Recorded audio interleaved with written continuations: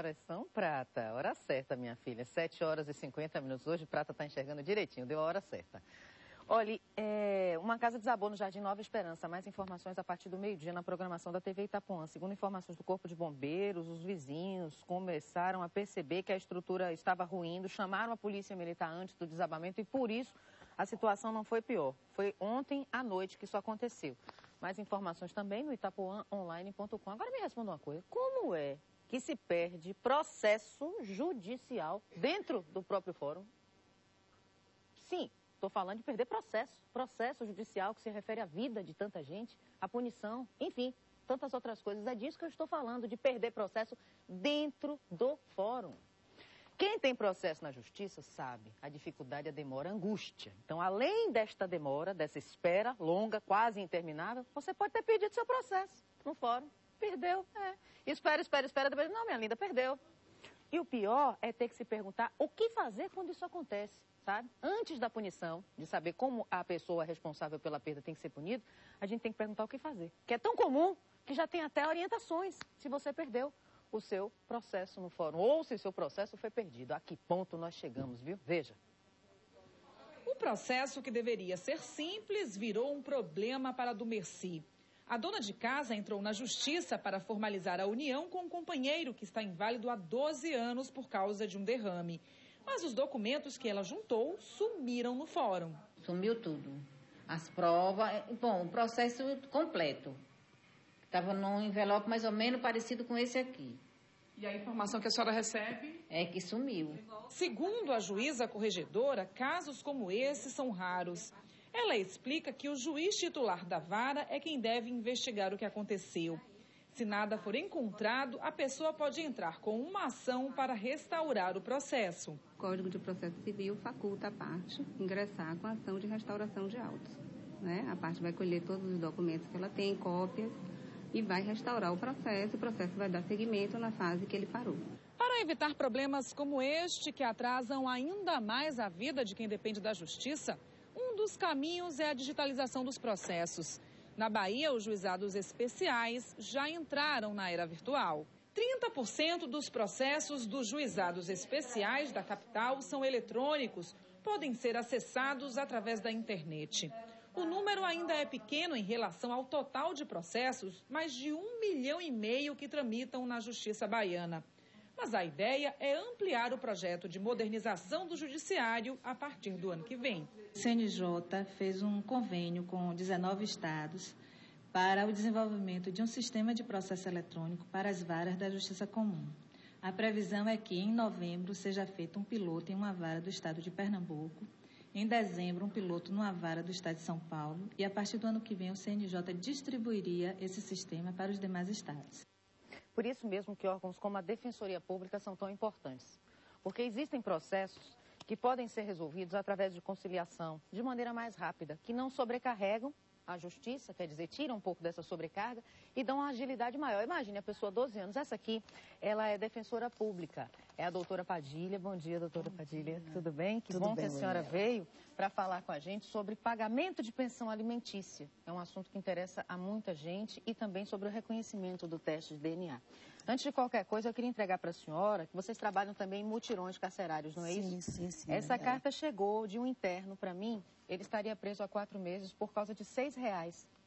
Pagou um advogado, o advogado enganou a família, uns R$4.000. Então eu repasso para a senhora para que seja resolvido, se for possível, através da defensoria. Certo, viu? É possível sim. E lá já vou passar para o núcleo criminal, onde um defensor vai entrar em contato com ele e vai tomar todas as providências. Porque nós temos defensores no sistema penitenciário, onde todas as unidades são acompanhadas por defensor público.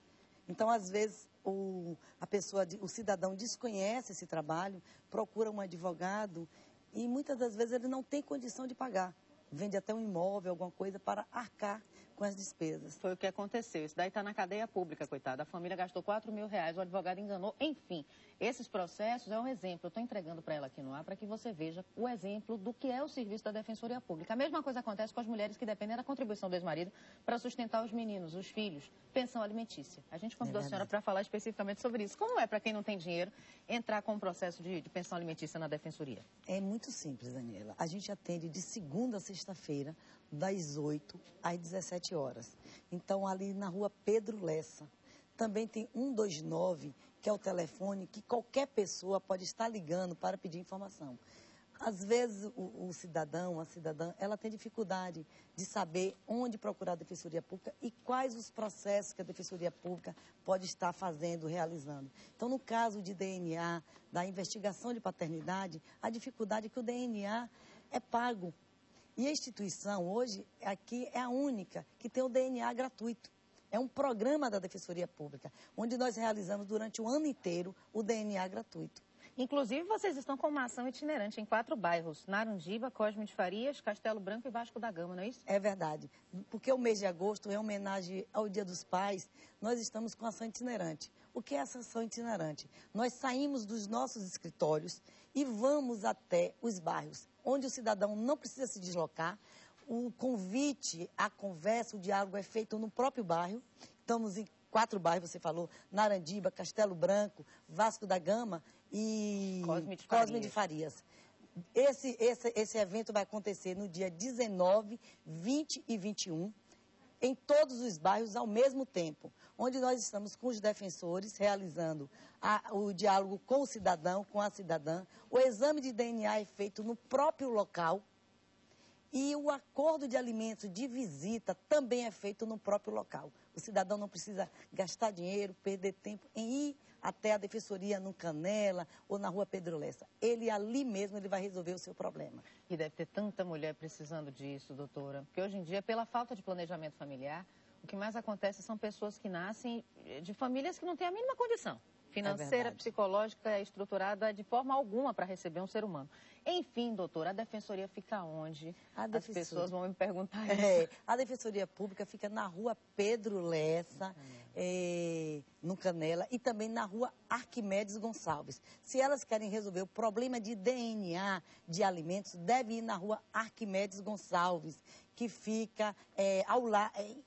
paralelo ali ao Fórum Rui Barbosa. Sim. Qualquer dúvida, no Campo da Pólvora, qualquer dúvida que ela tenha, quem procurar, os dias que deve procurar, deve ligar para 129. A Defensoria Pública está funcionando de segunda a sexta-feira. E esse evento nos bairros, que vai acontecer no dia 19, 20 e 21, é importante que a população saiba. Nós estamos visitando as escolas para que as professoras possam dizer quantas certidões de nascimento estão sem o nome do pai. É importante que a criança tenha o nome do pai, tenha a participação do pai na educação, na criação, tenha a parte do afeto. Então, é importante esse trabalho, esse DNA, para que a população tenha acesso e também para que a criança, a preocupação maior da instituição nesse caso, é com a criança. É com a criança ou adolescente que vai ter, neste momento, a participação do pai na criação, na educação dele, na formação dele. Com certeza, doutora. E parabéns pelo trabalho de vocês. Bom dia para a senhora na Defensoria Pública, viu? Obrigada, Daniela. E vida longa ao trabalho. Obrigada, que Daniela. esses defensores, como a doutora Célia Padilha, realizam. Porque quem não tem como pagar, pode recorrer à Defensoria. Busque informações, ajude a resolver seu problema você mesmo. E ajuda até a desafogar o tal do judiciário que está. Doutora, muito obrigada. Verdade, Daniela. Bom dia e espero que o Samuel tenha boa sorte. E eu lhe dou resposta. Tá bom, muito obrigada. Tá vendo como é o trabalho da Defensoria? Outros detalhes no itapoaonline.com, onde você pode assistir novamente essa entrevista com calma, se quiser. E no r7.com você fica sabendo sobre essa história. Se for sancionada pela Presidência da República, a medida vai considerar pai o homem que se recusar a fazer o teste. Acesse o r7.com para todos os detalhes, porque se recusou, eles já vão considerar como pai, se assim for. Olha, morreu outro jovem, outra vítima do acidente que aconteceu aqui no posto de gasolina da Garibaldi. Morreu ontem na UTI do São Rafael. Mais um jovem, não é verdade? Matheus Garcia Seixas, de 20 anos. Ele era o motorista desse carro aí, ó, que bateu em uma pedra dentro do posto de gasolina no comecinho do domingo, do último domingo. O enterro do estudante Matheus acontece hoje às 4 da tarde. José Augusto Vasconcelos de Jesus, de 19 anos, foi o que morreu ainda no local. Foi enterrado domingo em Aracaju, onde ele morava. O único que sobreviveu, tinha 3 jovens no carro, foi o irmão de Mateus, o Gabriel Garcia Seixas, de 19 anos. Ele também ficou ferido nesse acidente, mas sobreviveu. Detalhes infelizes, infelizmente a gente tem que dar essas notícias, né? No itapuãonline.com. Nossa solidariedade à família e que sirva de exemplo, né? Para todos nós, jovens, adultos, homens, mulheres, velhos, idosos, jovens, enfim. Porque isso pode acontecer com qualquer um de nós, viu?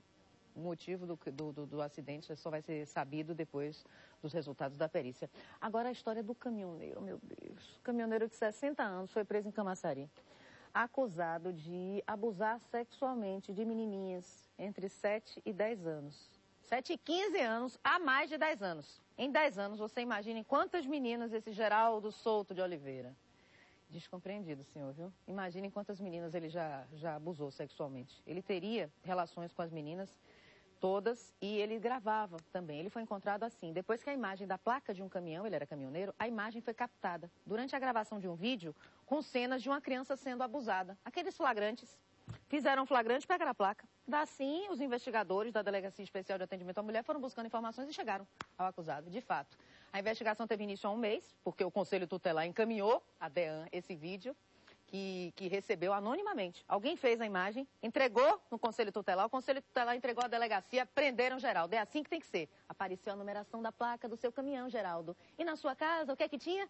8 fitas com imagens do caminhoneiro mantendo relações sexuais com crianças e adolescentes. Tudo foi apreendido ontem na casa dele. Até a câmera profissional que o seu Geraldo usava, na verdade, uma espingarda. Foi autuado em flagrante, Geraldo, por porte ilegal de arma e reprodução de material contendo cenas de sexo explícito envolvendo crianças. Quer o pior? Em 2006, ele foi denunciado ao Ministério Público por crime de pedofilia. E o processo acabou arquivado por falta de provas. Agora resta saber se vão prender ele com provas suficientes. Processo arquivado de pedófilo.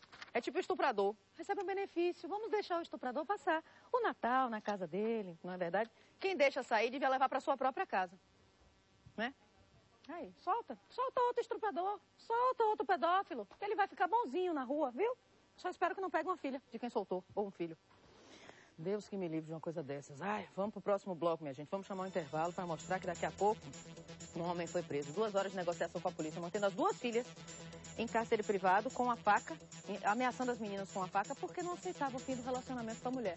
Trancou as meninas em casa, ameaçou matá-las. E também hoje, graças a Deus, notícia boa. O Bahia venceu o Paraná, está a 1 pontinho do G1, grupo de classificação para a Série A, e também as informações do Vitória. Voltamos em instantes.